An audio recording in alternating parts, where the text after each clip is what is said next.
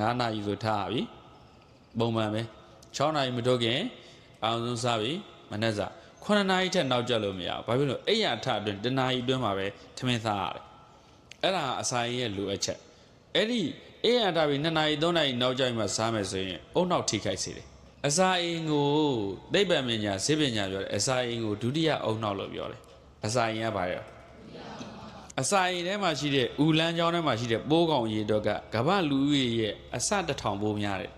စေသိပ္ပံပြောတာဒီခန္ဓာကိုယ်ထဲမှာပိုးကောင်တွေကြီးတယ်အဲ့ဒီပိုးကောင်တွေက immune system အတွက်ဘုန်းတို့ခန္ဓာကိုယ်ထဲမှာယောဂဗျာတွေလာရင်သူကပြန်တိုက်ထုတ်တာစားတော့ပြောတယ်ပိုးမျိုး80လို့ပြောတယ်အရေအတွက်ကိုပြောတာမဟုတ်ဘူးပိုးတွေရဲ့ type ပေါ့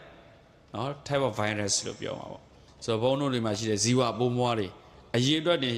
ဒီအမျိုးအစားတွေ80လို့ပြောတယ်အဲ့ဒါဆိုတစ်မျိုးဆိုအများကြီးရှိတယ်digestive system အတွက်အထောက်အကူပြုတဲ့ဟာ immune system အတွက်အထောက်အကူပြုအဲ့ဒါဒီအကုန်လုံးကပိုးတွေလို့ပြောတာပဲ